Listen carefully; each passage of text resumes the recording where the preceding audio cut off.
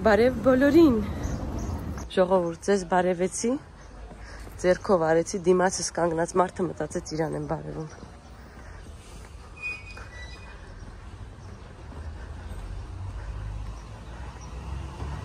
Դուրս եմ եկի այսօր,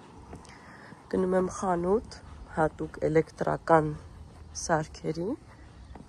պետք է գնեմ լուսացույցներ,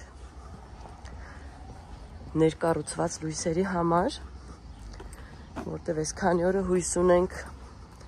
էլեկտրիկը կգա և կտեղադրի մեր լույսերը, գոնե կունենանք լուսավորություն։ Գնեցի ժողովուրդ, լամպերս վերցրեցի այս խանութից, կոչվում է MEF, չգիտեմ երևում է թե չէ։ Գտնվում եմ Ռիֆրեդի թաղամասում, այս խանութը ցանցային է, ամենտեղ կա, բավականին լավ խանութ է, էլեկտրական ամեն ինչի, թաղամասն էլ կայարանին մոտ է, այստեղ կայարան կա, հենց Ռիֆրեդի անունով, կայարանին կից թաղամասը, արդեն քայլում եմ դեպի տուն, մի փոքր ճանապարհ ունեմ անցնելու ոտքով և որոշեցի պատասխանել մի քանի հարցերին, ամենահաճախ տրվող։ Առաջին հարցն էր, թե ինչպես տեղափոխվել Իտալիա բնակության համար։ Ես այս հարցին արդեն մեկ անգամ անդրադարձել էի շատ հակիրճ և օգտատերերից ինչ-որ մեկը գրել էր, որ ես սխալ ինֆորմացիա եմ տալիս, ամեն դեպքում ես փաստաբան չեմ, և ինչ-որ ինֆորմացիա էլ որ տալիս եմ, դուք ինքներդ կարող եք Իտալիայի ներքին գործերի նախարարության կայքում ինքներդ կարդալ, էլ չեմ ասում Google-ում կարդալ, այնպես որ չեմ հասկանում ինչ սխալ ինֆորմացիա եմ տալիս։ Վերադառնանք հարցին, ինչպես տեղափոխվել Իտալիա, բազմաթիվ եղանակներ կան, բայց ամենահնարավոր, այսպես ասեմ, եղանակների մեջ դա աշխատանքն է, որ այստեղ աշխատանք գտնեք, սովորելն է,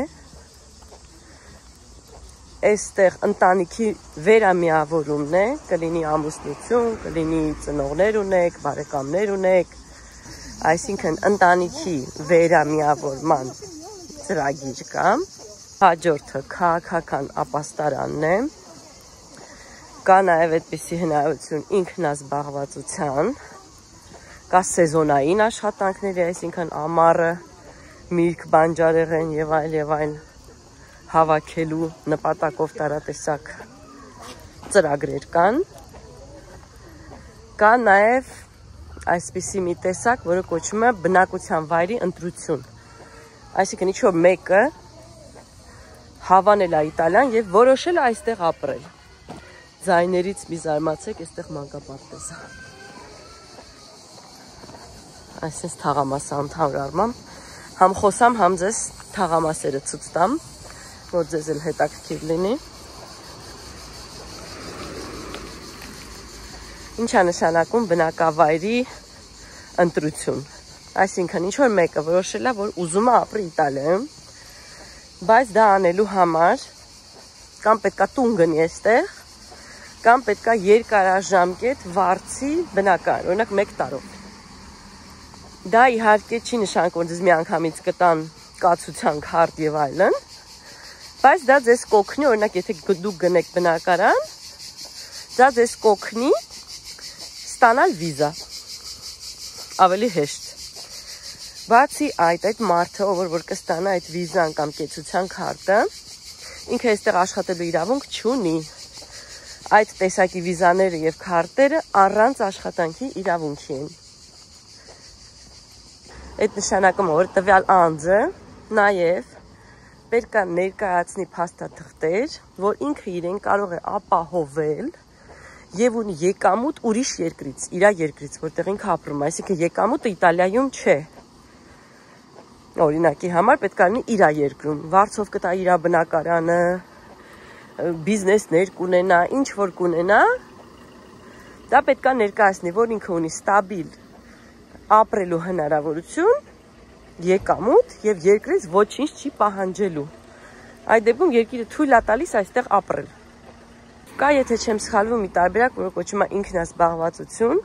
այսինքն դուք ինչ որ օրինակ IT ոլորտում մասնագետ եք եւ ունեք ձեր ԱՁ-ն, որը կարող եք գալ Իտալիայում եւս բացել ձեր համար նույն ԱԶ-ն, Partita IVA, վճարեք այստեղ բոլոր հարկերը եւ կարող եք նույնիսկ դա այդ տարբերակը անել։ Բայց այդ տարբերակներից որևէ մեկը չի նշանակում, որ ձեզ 100%-ով կընդունեն եւ 100%-ով կտան կեցության քարտ կամ վիզա։ Ինչը վերաբերվում է քաղաքացիություն ստանալուն, ստանալ կարող են անձինք, էլի մի քանի տարբերակներ կան իհարկե, ստանալ կարող են անձինք, ովքեր 10 տարի շարունակ գրանցում են ունեցել այստեղ եւ ապրել են այստեղ, եւ գրանցումը պետք է լինի անընդմեջ։ Կարող են ստանալ անձինք, որոնք այստեղ են ծնվել, այսինքն երեխա, որը ծնվել է այստեղ, 18 տարին լրանալու դեպքում կարող է ստանալ քաղաքացիություն, եթե ցանկություն ունի։ Քաղաքացիություն կարող են ստանալ նաև անձինք, ովքեր ունեն արյունակցական կապ իտալացու հետ, այսինքն ծնող կլինի, տատիկ, պապիկ կլինի, արյունակցական կապ, եւ քաղաքացիություն ստանալ կարող են մարդիկ, ովքեր ամուսնացած են իտալացու հետ, ամուսինը կամ կինը իտալացի է, այդ պարագայում կարող են ստանալ նրանք էլ իտալական քաղաքացիություն որոշ ժամանակ անց։ Տարբեր է, եթե ունեք երեխա, 1 տարի հետո, եթե երեխաներ չունեք, 2 տարի հետո։ Սպասելու ժամանակն էլ հասնում է 4 տարվա, որպեսզի հաստատեն ձեր քաղաքացիությունը, բնականաբար։ Հաջորդ ամենահաճախակի հանդիպող հարցերից էին, թե ինչ արժեն տներ այստեղ։ Շատ մեծ հասկացողություն է դա եւ հնարավոր չի այդ հարցին պատասխանել մի նախադասությամբ, որտեվ նախ Իտալիան շատ բազմազան է, հարավից հյուսիս շատ մեծ տարբերություն է գների եւ կյանքի որակի։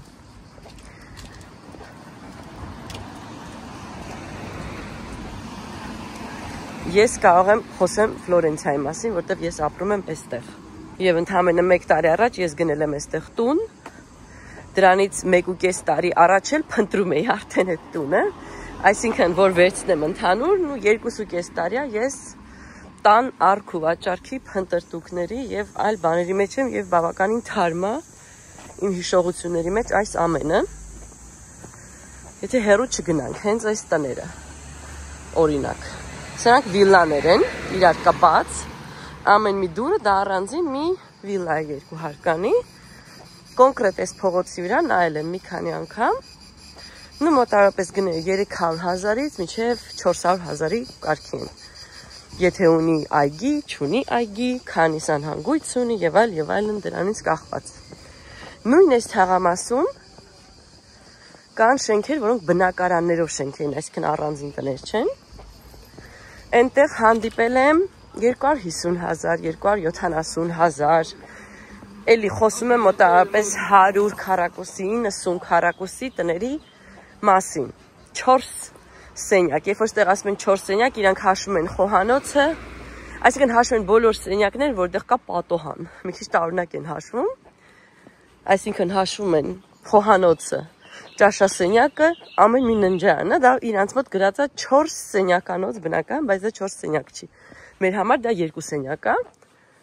Ընդհանուր առմամբ գները շատ են տատանվում։ Կարող է 100,000-ով էլ բնակարան լինի, կարող է 90,000-ով էլ լինի, կարող է 10 միլիոնով էլ լինի։ Եթե քաղաքի կենտրոնում ենք նայում, կլինի 10 միլիոն, կլինի 5 միլիոն, կլինի 3 միլիոն։ Ամեն ինչը կախված է ինչ տեսակի տուն է, որտեղ է, ինչ շինություն է, բազմաբնակարանը թե սեփական է, ամեն ինչը կախված է դրանից։ Եվ այդպիսով մի որոշակի ընդհանուր արժեք ես ձեզ ասել չեմ կարող։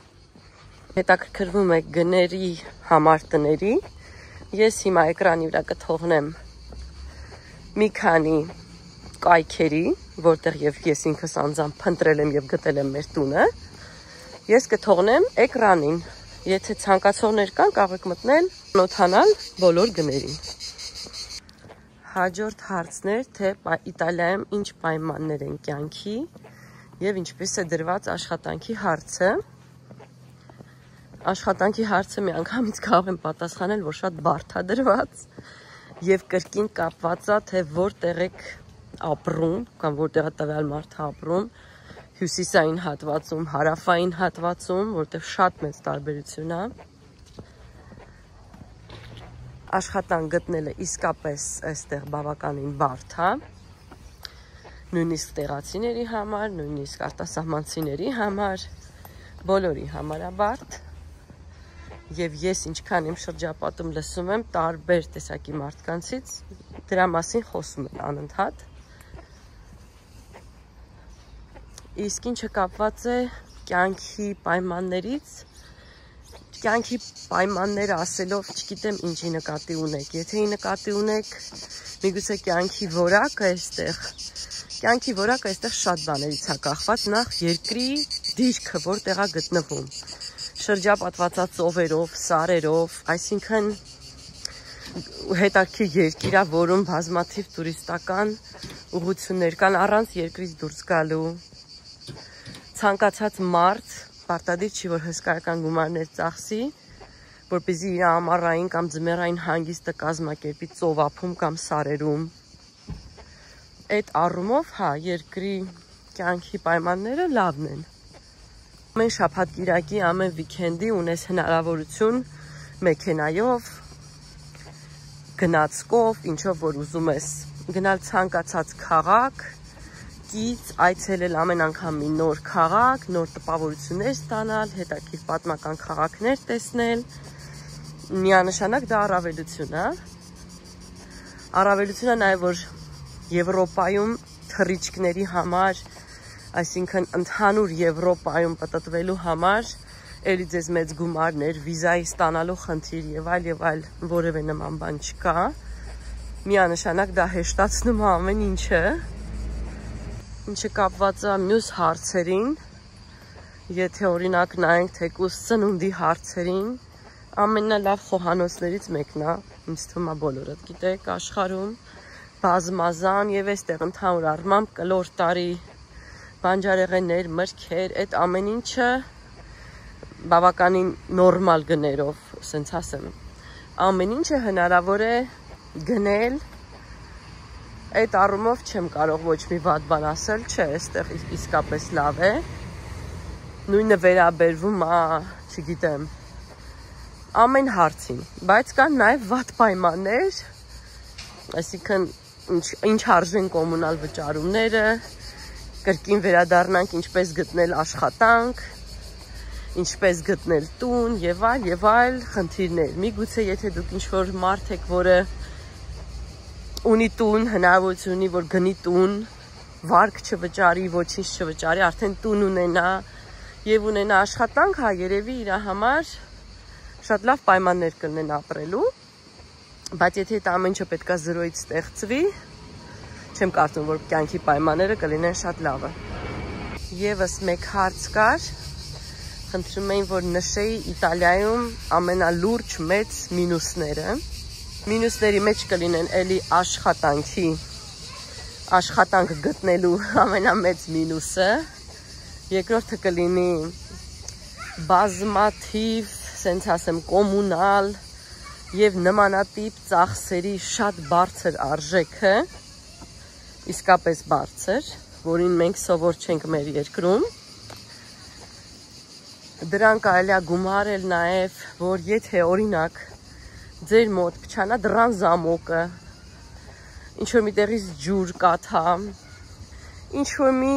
տան հետ կապված որևէ խնդիր լինի, այդ ամեն ինչի արժեքը, որպեսզի դուք հրավիրեք մասնագետ, կլինեն շատ բարձր գներ, շատ բարձր, օրինակ մեկ անգամ մեր հետ պատահել է, այս մեր Վարչով տան բնակարանի դրսի այս փականը փչացել էր, ոչ մի կերպ չենք կարող ոչ բացենք, ոչ մտնենք, ոչ մի բան։ Ստիպված եղանք կանչել վարպետ եւ նա որպեսզի փոխի այդ փականը եւ իր աշխատանքը իրար հետ մեզանից ուզեց 700 եվրո 700 եվրո ինձ թվում է կարելի էր առնել մի հատ նոր դուռ իր այդ փականով բայց արդեն ուշեր արդեն կանչել էինք մենք արդեն դուրսն էինք եւ ինքնուրույն դա ոչ մի կերպ սարքել չէր ստացվում որպեսզի պատկերացնեք մինուս ասելով եթե դուք մարդ եք որը այնքան հմուտ է որ տան մեջ ամեն ինչ կարող է իր ձեռքերով անի, հա, ցանկացած բան, միգուցե այս մինուսը դուք չզգաք։ Հաջորդ լուրջ մինուսը, որ կարող եմ խոսալ, դա բյուրոկրատիան է, հատկապես եթե դուք էմիգրանտ եք, չնայած իտալացիների համար էլ բավականին բաներ կան, եթե դուք էմիգրանտ եք իհարկե, դա բազմաթիվ են, բոլոր թղթեր հավաքելը, փաստաթղթեր հավաքելը, հազարավոր տարբեր տեսակի գործողություններ կատարելը տարբեր տեսակի պետական վայրերում, որտեղ ձեզ ամեն տեղ ասում են այս թուղթը եւ միշտ դուք որ գնում եք ինչ-որ մի թուղթ միշտ պակաս է լինում, դրա մասին էլ չեմ խոսում։ Եվ նույնիսկ վերադառնամ ամենահասարակ բաներին, օրինակ ոնց որ ես հիմա տուն եմ վերանորոգում։ Ամեն հասարակ փոքր բանի համար դա պետք է հաստատվի, դա պետք է ստորագրվի, պետք է այսպես լինի, այնպես լինի, համապատասխանի սրան, համապատասխանի նրան, ամեն ինչում բավականին բարդացված է, միգուցե լավ այդպես ես դեռ չեմ հասկանում, որ ձեզ ասեմ, բայց բավականին բարդ է այդ ամեն ինչը, մեզ սովորական մարդկանց, ես այդքանն եմ դեռևս կարողանում մտաբերեմ մինուսներից, եթե ունեմ այստեղ հետևորդներ Իտալիայից, որոնք այստեղ ապրում են, միգուցե իրանք կարող են ավելացնել կոմենտարիաներում ինչ մինուսներ են իրանք նկատել, ես այդքանն եմ վերհիշում, այդքանն է ինչքան որ իմ մտքի մեջ կա, բայց էլ եմ կրկնում, եթե կան մարդիկ, որ այստեղ են ապրում, ինձ հետևում են, դուք էլ մի քանի խոսք գրեք, ձեր կարծիքը ասեք, թե ձեզ համար ինչն է այստեղ ամենամեծ մինուսը։ Ես երևի այսքանով կավարտեմ այս տեսահոլովակը, եթե լինեն կրկին հարցեր, մեծ սիրով կպատասխանեմ, ինչքան որ ես տեղյակ եմ, ինչքանով որ կարող եմ օգնել, կհանդիպենք մյուս տեսահոլովակներում։